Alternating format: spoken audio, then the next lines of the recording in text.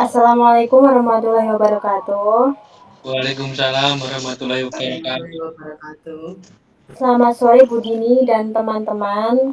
Kami dari kelompok 7 akan mempresentasikan tentang pengolahan data. Sebelum lanjut ke materi, kita perkenalan dulu. Saya Vega Ayunda Aditama, NPM 222-00367, dan teman saya. Saya Jessica Andreana Kela, NPM 222-00368.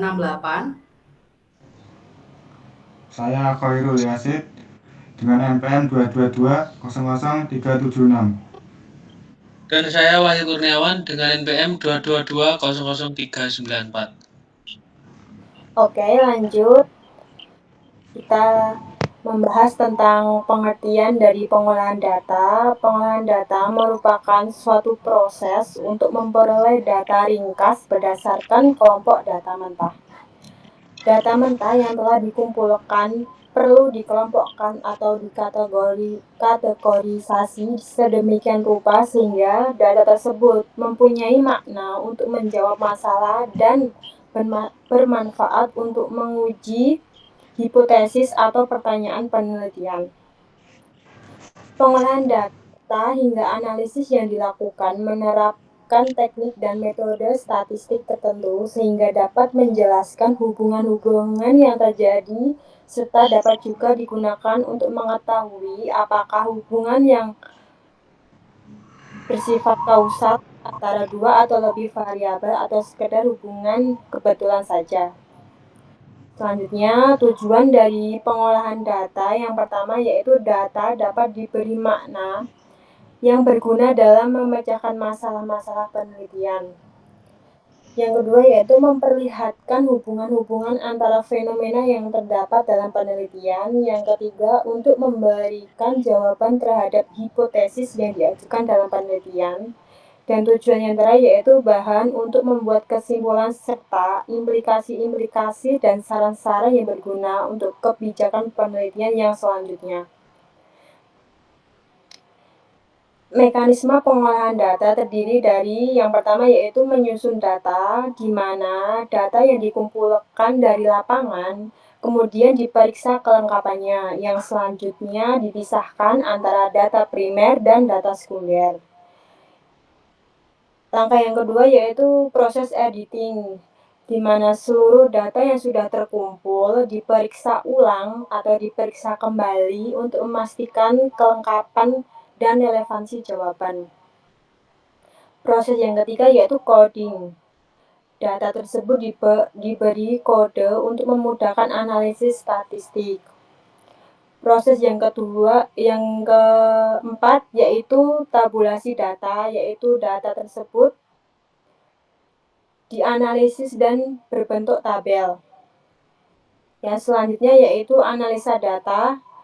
Pada tahap ini adalah inti dari pengolahan data dengan tujuan menguji hipotesis. Dan tahap yang terakhir yaitu interpretasi. Tahap terakhir adalah menafsirkan hasil analisis statistik agar bisa dijelaskan secara naratif dalam konteks penelitian. Next. Alat pengolahan data yang secara umum digunakan yang pertama yaitu SPSS, salah satu aplikasi olah data penelitian berbasis statistik yang paling umum digunakan karena relatif mudah mengoperasikannya dan menyediakan teknik-teknik analisis yang tergolong lengkap. Pengolahan data yang paling umum yang kedua yaitu Smart PLS, perangkat lunak yang digunakan untuk melakukan analisis SEM atau Structural Equation Modeling berbasis PLS, Partial Least Square. Yang selanjutnya akan dijelaskan oleh teman saya, Wahyu. Pengolahan data dengan SPSS. Yang pertama input data, uji validitas, uji reliabilitas, uji asumsi klasik, dan regresi. Pengolahan data dengan Smart PLS. Pertama, uji validitas dan reliabilitas konstruk, evaluasi model struktural, pengaruh langsung dan tidak langsung. Uji validitas. Uji validitas adalah pengujian untuk mengetahui sejauh mana suatu alat ukur misalnya kuesioner mampu mengukur apa yang seharusnya diukur. Alat ukur dikatakan valid jika pertanyaan atau item dalam instrumen tersebut benar-benar mencerminkan variabel yang diteliti. Tujuan mengetahui apakah instrumen mengukur apa yang seharusnya diukur. Uji validitas dapat dikatakan valid jika nilai korelisasi item ke total lebih dari 0,3 dan signifikan P kurang dari 0,05. Uji reliabilitas. Uji reliabilitas mengukur konsistensi atau keandalan suatu alat ukur dalam menghasilkan hasil yang sama apabila pengukuran diulang dalam kondisi yang sama. Dengan bertujuan, alat ukur yang reliable akan memberikan data yang stabil dan konsisten. Contoh, uji reliabilitas dengan nilai kurang dari 0,7 dianggap reliable. Uji asumsi klasik. Uji asumsi klasik adalah serangkaian uji yang dilakukan sebelum analisis regresi untuk memastikan dan memenuhi asumsi dasar yang diperlukan agar hasil analisis valid. Asumsi tersebut meliputi normalitas data, tidak adanya multikoliniaritas, homoskedastisitas, dan independensi residual.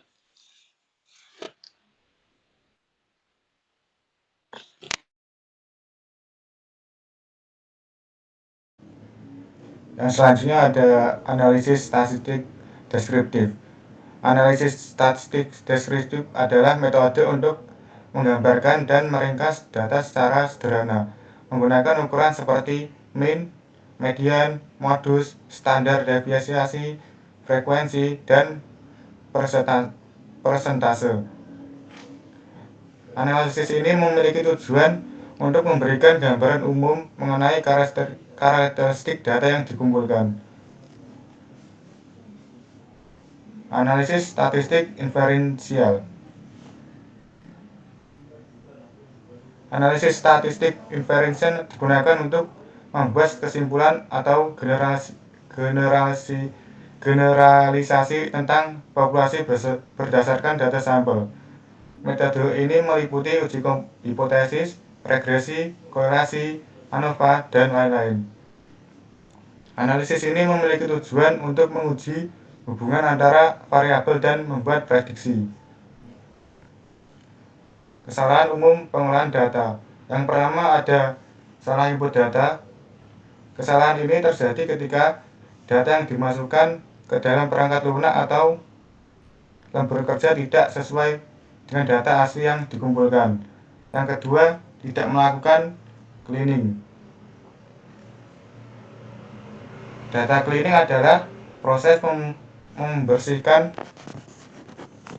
data dari nilai yang tidak valid, duplikat, maupun kosong. Yang ketiga, salah memilih metode analisis.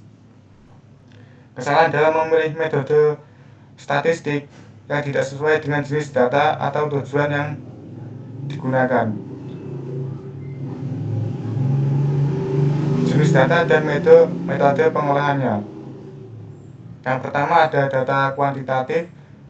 Data kuantitatif adalah data berbentuk angka yang dapat dihitung secara matematis. Contohnya seperti jumlah, nilai, frekuensi. Pengolahan data kuantitatif bisa berupa statistik deskriptif, statistik inferensial, dan untuk alat bantu bisa menggunakan SPSS, Excel, maupun Python. Yang kedua ada data kualitatif. Data ini berupa kata, gambar, maupun narasi. Contoh dari data kualitatif adalah wawancara, observasi, maupun dokumen.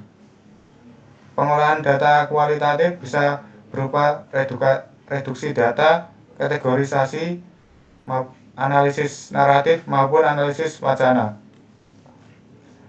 Alat bantu dari data kualitatif adalah manual, software, analisis kualitatif.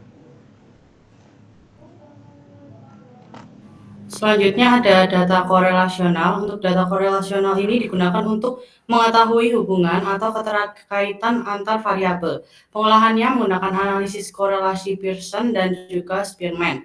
Kita menggunakan software SPSS dan juga Excel dan juga R. Untuk Excel, saya akan menjelaskan tentang Excel, aplikasi spreadsheet yang sangat populer dan digunakan luas di berbagai bidang. Excel digunakan untuk mengelola, menganalisis, dan juga memvisualisasikan data dalam bentuk tabel ataupun grafik. Untuk R adalah pemrograman yang dirancang khusus untuk analisis statistik dan juga visualisasi data. Selanjutnya kita ada di data deskriptif.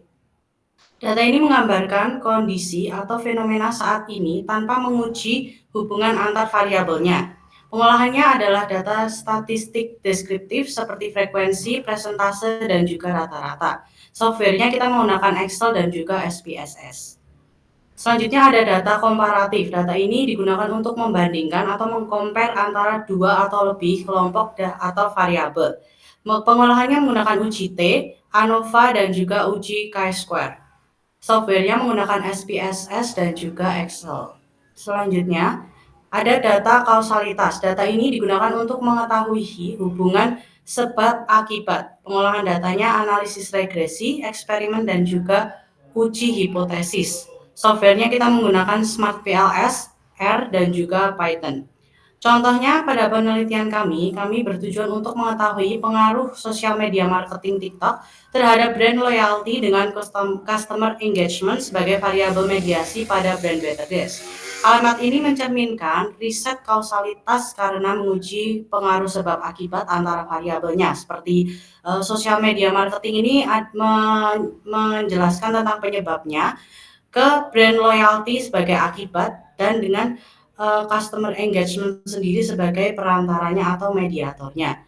Pada penelitian ini menggunakan alat pengolahan data SmartPLS karena menguji pengaruh tidak langsung dan juga sangat efektif untuk sampel yang sedikit. Selanjutnya ada kesimpulan. Kesimpulannya, pengolahan data dalam riset pemasaran merupakan proses penting yang bertujuan untuk mengubah data mentah menjadi informasi yang bermakna. Proses ini mencakup tahapan mulai dari penyusunan data, editing, coding, tabulasi, analisis, hingga interpretasi. Tujuan utamanya adalah untuk menjawab pertanyaan penelitian, menguji hipotesis, serta menghasilkan kesimpulan dan rekomendasi yang berguna bagi pengambilan keputusan. Dengan menggunakan teknik dan alat yang tepat seperti SPSS atau SmartPLS, pengolahan data memastikan bahwa data yang digunakan valid, reliable, dan dapat dianalisis secara statistik. Secara keseluruhan, pengolahan data berperan sebagai hubungan antara data mentah dan temuan penelitian yang dapat diandalkan. Selanjutnya ada sumber-sumber data yang kita gunakan pada presentasi ini. Oke, sekian presentasi dari kelompok kami. Apabila ada salah kata, kami mohon maaf yang sebesar-besarnya. Wassalamualaikum warahmatullahi wabarakatuh. Selamat sore.